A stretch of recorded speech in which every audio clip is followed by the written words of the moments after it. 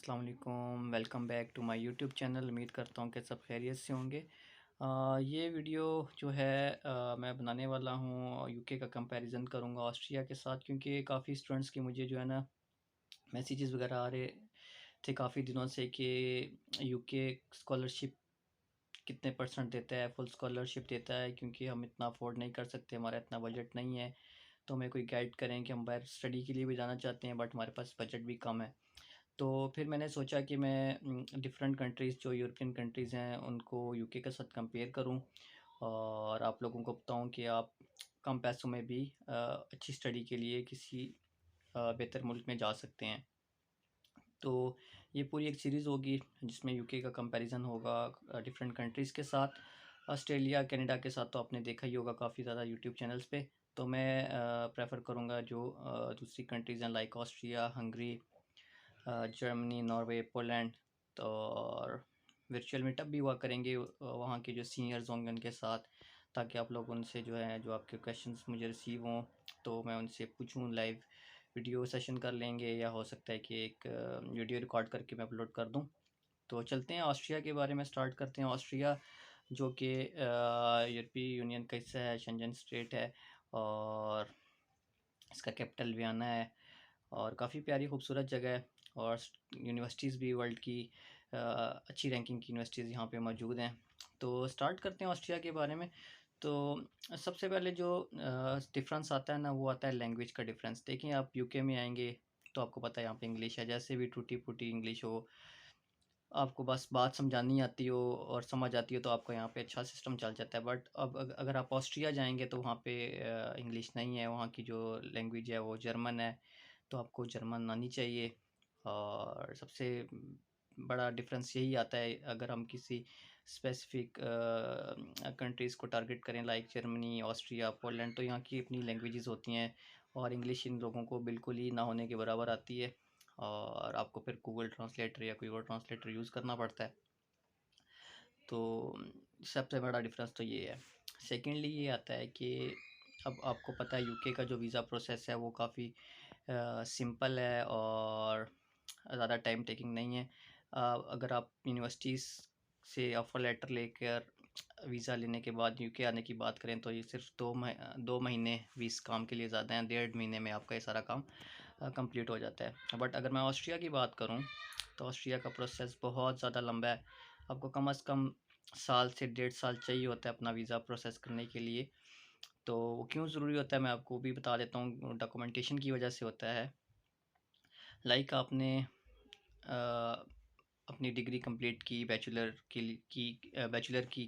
Degree complete की और master के लिए आपने अप्लाई करना है, या आपने इंटरमीडिएट किया और फिर आपने बैचलर्स के लिए अप्लाई करना है। तो आपको सबसे पहले जो है ना यूनिवर्सिटी में जब आप अप्लाई करेंगे तो आपसे वो कहेंगी कि आप जो है ना हमें लीगलाइज डॉक्यूमेंट सेंड कर दें। ऑस्ट्रियन एम्बेसी ने जो पाकिस्तान में मौजूद है उसने लीगलाइज कर दिए हों, वो आप हमें हार्ड कॉपीज़ दे दें। तो जब आप अप्लाई करते हैं ऑस्ट्रियन यूनिवर्सिटीज़ में, सबसे पहले तो आप कोर्स देखते हैं जो इंग्लिश लैंग्वेज में मौजूद है। फिर उसकी रिक्वायरमेंट होती है कि आप आया कि इंग्लिश प्रोफिशिएंसी सर्टिफिकेट चल जाएगा या आइल्स वगैरह देना पड़ेगा। फिर आपने वहाँ पे अप्लाई करना है।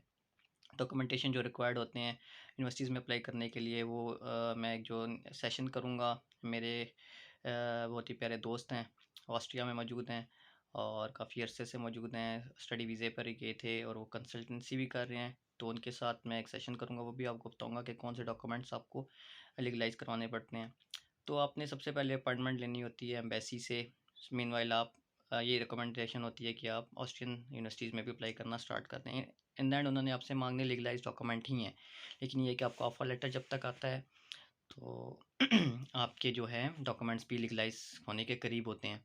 तो आप एम्बेसी से अपॉइंटमेंट लेते हैं कि हमने डॉक्यूमेंट्स लीगलाइज कराने हैं, उससे पहले वेरिफिकेशन होती है। आप अपॉइंटमेंट अप्लाई करते हैं, महीने बाद, 1.5 महीने बाद एम्बेसी आपको रिस्पॉन्स करती है और 2-3 महीने बाद की आपको अपॉइंटमेंट देती है। आप जाते हैं वहाँ पर, डॉक्यूमेंट जो लीगलाइज करवाने के लिए देने होते हैं उनको उनके हवाले करके फ़ोटोकॉपीज़ और ओरिजिनल दिखा के वापस आ जाते हैं। फिर एम्बेसी जो है 3 से 4 मंथ लगाती है, उसको वेरीफाई करती है। फिर आपको वो मेल करती है कि ये आपकी ये रिपोर्ट है कि ये डॉक्यूमेंट्स आपके बिल्कुल हम वेरीफाई कर चुके हैं और अब हम इसको लीगलाइज कर देंगे, आप इस डेट को आ जाएँ। वो महीना डेढ़ उस पे लग जाता है और कर करा के आपका 8 7 8 महीने कम से कम लग जाते हैं ये वेरिफिकेशन और लेगलाइजेशन कराने में। और फिर आप उनको डॉक्यूमेंट सब रिसीव करते हैं, फिर बाय पोस्ट भेजते हैं ऑस्ट्रिया, फिर वो यूनिवर्सिटी तक पहुंचते हैं, फिर वो आपको रिस्पॉन्ड करके ऑफ़र लेटर वगैरह देती है। जबकि यूके में ऐसा नहीं होता। यूके में आपने जो है डॉक्यूमेंट्स आपके पास हैं, आपने बगैर लीगलाइज बगैर अटेस्टेशन हत्ता कि आपको फॉरेन मिनिस्ट्री से भी कराने की ज़रूरत नहीं पड़ती अगर आप यूके में अप्लाई कर रहे होते हैं। तो आपने बस यूनिवर्सिटी को भेजना है और 2 या 3 दिन मैक्सिमम 1 वीक में आपको ऑफ़र लेटर आ जाता है किसी भी यूनिवर्सिटी से जहाँ पे आप अप्लाई करते हैं अपना डिग्री के लिए जौन सा कोर्स आपको चाहिए होता है। मैक्सिमम 1 वीक लगता है और कोई लंबी चौड़ी उसमें आपको जो है ना डॉक्यूमेंटेशन की ज़रूरत नहीं पड़ रही होती। आपको ऑफ़र लेटर आता है, आप ऑफ़र लेटर लेते हैं और इंटरव्यू होता है। उसके बाद यूके यूनिवर्सिटीज़ जो आपसे इंटरव्यू लेती हैं, इंटरव्यू लेने के बाद आपको एक कैश लेटर दे देती है, certificate of acceptance of studies. वो आपके वीज़ा के लिए ज़रूरी होता है, वही आपका वीज़ा होता है समझें। वो आपने यूके वीआई जो यूके की जो एम्बेसी है उसको सबमिट करवाना होता है अलॉन्ग विद अदर डॉक्यूमेंट्स, तो आपको वो वीज़ा ग्रांट हो जाता है और ईज़ी है, 14 15 दिन में आपको वीज़ा मिल जाता है। जबकि ऑस्ट्रिया की बात करें तो आपको अकोमोडेशन सबसे पहले बुक करनी पड़ती है वीज़े के लिए। वीज़ा आपका वीज़ा डी जो होता है, जो स्टूडेंट वीज़ा होता है वो बाद में अप्लाई होता है, पहले रेजिडेंस परमिट अप्लाई होता है आपका ऑस्ट्रियन एम्बेसी में। तो उसके लिए जो है आपको बैंक स्टेटमेंट चाहिए होती है और सबसे जो बड़ा इशू आता है ना वो आपको कॉन्ट्रैक्ट चाहिए होता है, अकोमोडेशन का कॉन्ट्रैक्ट, और जो कि ऑस्ट्रिया में बहुत मुश्किल से मैनेज होता है। आपको एम्बेसी में वो शो करवाना पड़ता है along with other documents RP के लिए। जबकि आपको यूके में ये ज़रूरत नहीं होता। आप यूके में एक एड्रेस लिख सकते हैं, अपनी यूनिवर्सिटी का एड्रेस लिख सकते हैं कि भाई मैं जाकर यहाँ पे रिपोर्ट करूँगा और you are feel free to go. आपको वो कोई भी एयरपोर्ट पे इमिग्रेशन वाले नहीं पूछेंगे कि आप भाई कहाँ पे रहना है, क्यों रहना है। बस आपने एड्रेस लिखा होगा, उनको पता है ये यूनिवर्सिटी जाएगा यहाँ से, वहाँ पे हॉस्टल होगा या कोई अपना अकोमोडेशन मैनेज कर लेगा। और रेजिडेंट परमिट जैसे ऑस्ट्रिया का पहले अप्लाई होता है और फिर वीज़ा मिलता है। जबकि यूके का ऐसा होता है कि रेजिडेंस परमिट जो होता है बीआरपी, बायोमेट्रिक रेजिडेंस परमिट, जो आप लोगों को मिल रहा होता है वो आपको उसी टाइम वीज़े के साथ ही अप्लाई होता है और आपके पहुंचने से पहले ही वो आप पोस्ट ऑफिस में जिसका आपने एड्रेस दिया होता है अपने करीबी घर या अकोमोडेशन का या आपकी यूनिवर्सिटी में, वो पहुंच चुका होता है जिसका आपने एड्रेस लिखा होता है डिलीवरी का। और जबकि आपको इसके लिए ऑस्ट्रिया के लिए सबसे पहले फ़ाइल कंप्लीट करनी है, आपकी आरपी अप्रूव होगी, आप एम्बेसी में अपॉइंटमेंट लेंगे कि मुझे आरपी की अपॉइंटमेंट चाहिए, वो मिलेगी आपको 2 3 महीने बाद की। फिर आप उधर जाके जब सबमिट करवाएंगे अपने डॉक्यूमेंट्स और उसके बाद उन डॉक्यूमेंट्स को जो है आप वो एम्बेसी आगे आपके जो उस इलाके का, उस एरिए का जो मजिस्ट्रेट होता है उसके पास भेजती है, वो उसको अप्रूव करता है। 3 4 महीने उसमें लग जाते हैं। फिर जब वो मिलता है आपको वापस आरपी अप्रूव होके आती है तो फिर आपको एम्बेसी कहती है आएँ और अपना वीज़ा अप्लाई करें, वीज़ा डी ट्रैवल के लिए जो ज़रूरी होता है। तो वो आपको 15 20 दिन में वीज़ा एम्बेसी दे देती है। लेकिन आरपी वाला बहुत बड़ा प्रॉब्लम होता है क्योंकि अकोमोडेशन मैनेज नहीं हो रही होती और काफ़ी स्टूडेंट्स इस वजह से जो है ना काफ़ी डिफ़िकल्टीज फेस कर रहे होते हैं और होटल का कॉन्ट्रैक्ट नहीं चलता इसमें। ये आपको जो मैं सेशन करूँगा अपने एक फ्रेंड के साथ, और वो आपको गाइड करेंगे कि कि कैसे आपने अकोमोडेशन भी मैनेज करनी है और कैसे आपने वीज़ा प्रोसेस वगैरह करना है। तो ये हो गया सारा वीज़ा प्रोसेस का। अब आते हैं खर्चा कितना आता है, जो सबसे बड़ा प्रॉब्लम होता है स्टूडेंट्स को कि भाई यूके के लिए हम अफोर्ड नहीं कर सकते, हमारा बजट नहीं बन रहा। देखिए यूके के लिए अगर आपको बैचलर में जाएँ या मास्टर में जाएँ, जो फ़ीस है कम से कम 10,000 पाउंड होती है पर ईयर। क्योंकि यूके में मास्टर 1 ईयर का होता है और ऑस्ट्रिया में 2 ईयर्स का होता है, तो इसलिए यूके की जो मास्टर 1 ईयर की फ़ीस है वो 10,000 होती है, बैचलर की 10,000 प्लस पर ईयर होती है। 3 ईयर्स का बैचलर यहाँ पे होता है, जबकि ऑस्ट्रिया में ऐसा नहीं होता। उधर बहुत कम फ़ीस होती है। तो आपने तकरीबन 23 24 लाख रुपया जो है इनिशियल डिपॉजिट और अपना वीज़ा और इंश्योरेंस वगैरह पे लगाना होता है। जबकि ऑस्ट्रिया में ये हो रहा होता है कि आपकी जो यूनिवर्सिटी फ़ीस होती है और डॉक्यूमेंट लीगलाइजेशन और सब कुछ का ख़र्चा पाकिस्तानी 4 से 5 लाख आता है। जी, सिर्फ 4 से 5 लाख रुपए में आप ऑस्ट्रिया जा सकते हैं और एक अच्छी रैंकिंग वाली यूनिवर्सिटी में अच्छी डिग्री कर सकते हैं।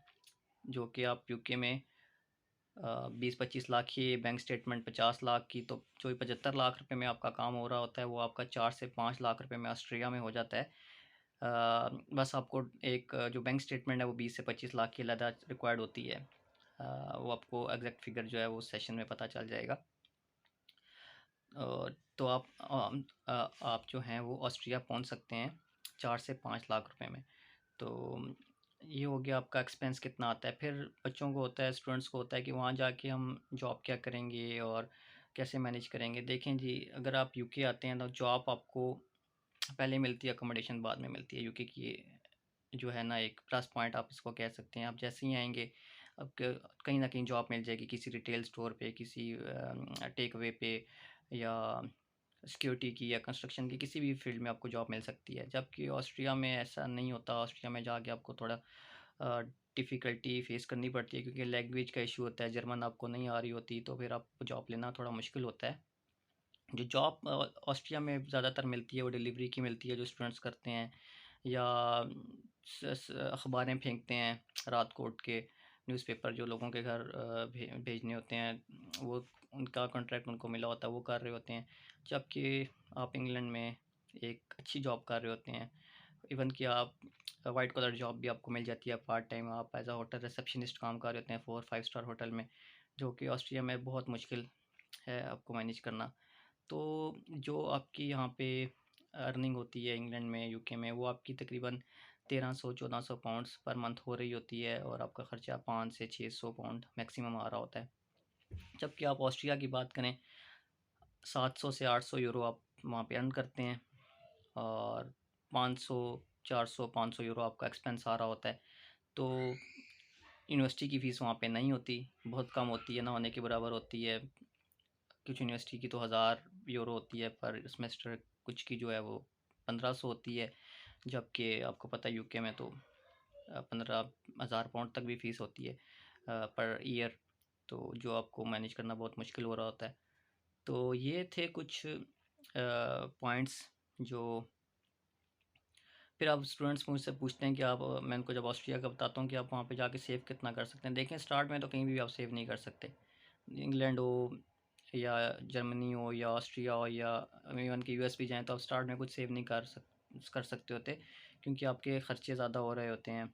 आपको नहीं पता होता कि आपने कहाँ पे कितना एक्सपेंस करना है। तो स्टार्ट में जौन सी जॉब आपको मिलती है वो आप करें, यहाँ पे करें, ऑस्ट्रिया जाके करें, इंग्लैंड में करें, जहाँ भी जिस भी कंट्री में आप जाते हैं जो मिल रही होती है आप उसको करें, यही बेहतर होता है। कुछ ना होने से तो बेहतर है ना कुछ मिल रहा है आपको। तो इसके अलावा एक और डिफरेंस जो है, अगर ट्रांसपोर्टेशन का मैं डिस्कस करूँ, तो पब्लिक ट्रांसपोर्ट दोनों कंट्रीज़ की देखें बेहतर है। यूके में भी आपको ट्रेन्स, बसेस जो हैं वो अच्छी सर्विस उनकी प्रोवाइड की जाती है गवर्नमेंट की तरफ से, और ऑस्ट्रिया में भी ऐसा ही होता है। और ऑस्ट्रिया का आपको एक ये बेनिफिट हो सकता है कि अगर आपके पास ऑस्ट्रिया का आरपी हो, तो आप जर्मनी, पोलैंड या किसी भी शेंजन स्टेट में जो 26 कंट्रीज़ हैं, आप इजीली बगैर वीज़े के जा सकते हैं। जबकि यूके ब्रेग्जिट के बाद जो है, अब आप नहीं जा सकते। यूके ब्रेग्जिट हो गया तो हमें वीज़ा चाहिए होता है अगर हम किसी और कंट्री में जाएँ। तो ये कुछ डिफरेंसेस थे, कुछ पॉइंट्स थे दोनों कंट्री से रिलेटेड, तो मैंने कहा आपसे मैं शेयर करूं। और इस तरह इसके बाद सेशन भी ये होगा, ऑस्ट्रिया से स्टार्ट करेंगे। ऑस्ट्रिया का सेशन सबसे पहले करेंगे, फिर हंगरी, पोलैंड, स्पेन, इटली, हर कंट्री को हम डिस्कस करते जाएंगे और उनके सीनियर्स के साथ एक एक सेशन करते जाएंगे, ताकि जो है आप लोगों के जो क्वेरीज़ वगैरह हैं वो आपको उनके आंसर मिल सकें। तो ये थी आज की वीडियो, उम्मीद करता हूँ कि आपको पसंद आई होगी। और अपना सब बहुत ज़्यादा ख्याल रखें। अल्लाह हाफिज़।